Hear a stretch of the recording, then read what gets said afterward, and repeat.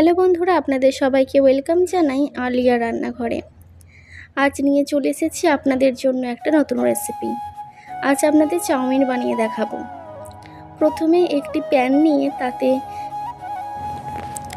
জল দিয়ে নিয়েছি। জলটা ফুটে যাওয়া পর্যন্ত আমরা অপেক্ষা করব।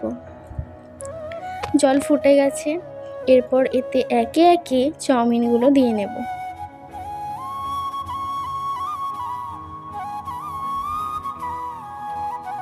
স্বাদ মতো লবণ দিয়ে আমরা ফুটিয়ে নিচ্ছি।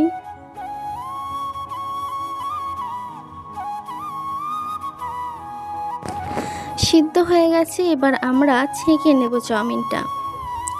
একটি ছাঁকনি নিয়ে ছেঁকে নিলাম এবং ছাঁকার পর অবশ্যই জল দিয়ে ঝাঁকিয়ে ঝাঁকিয়ে ভালোভাবে ধুয়ে নেবেন, তাহলে চাউমিনটি ঝরঝরে থাকবে, একে অপরের সঙ্গে লেগে যাবে না।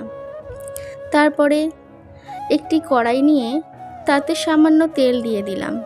কেটে রাখা আলুগুলো ভেজে নেব। এবার যারা আলু খেতে ভালোবাসেন না তারা আলুটা স্কিপ করতে পারেন। 1 টেবিল স্পুন লবণ দিয়ে ভেজে নিলাম। তারপরে একে একে সবজিগুলো ভেজে নেব। আপনারা চাইলে কিছু সবজি অ্যাডও করতে পারেন বা স্কিপও করতে পারেন। আমরা দিয়েছি গাজর, বিনস, ক্যাপসিকাম এবং কাঁচা লঙ্কা। কাঁচা লঙ্কাটা আপনারা স্বাদ মতো দেবেন।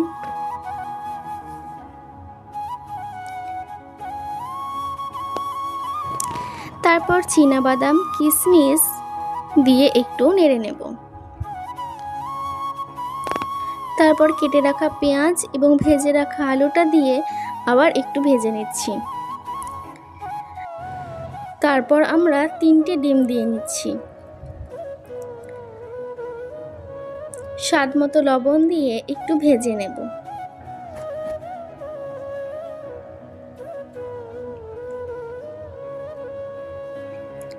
এক চামচ লঙ্কা গুঁড়ো, 1 চামচ ধনে গুঁড়ো এবং 1 চামচ জিরে গুঁড়ো দিয়ে নিয়ে ভেজে নেব। ভাজা হয়ে গেলে আমরা সিদ্ধ করে রাখা চাউমিনগুলো দিয়ে নেব। দেখতেই পাচ্ছেন চাউমিনটা কতটা ঝুরঝুরে হয়েছে।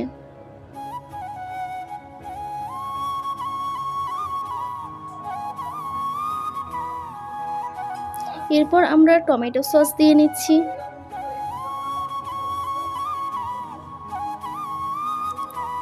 টমেটো সসটা ভালোভাবে মাখিয়ে নেবেন।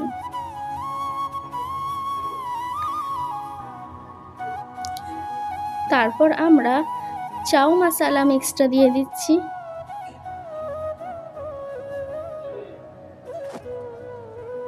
চাউ মশলা মিক্সটা দেওয়ার পর ভালোভাবে মিশিয়ে নেবেন, তাহলে রেডি হয়ে যাবে এগ চাউমিন।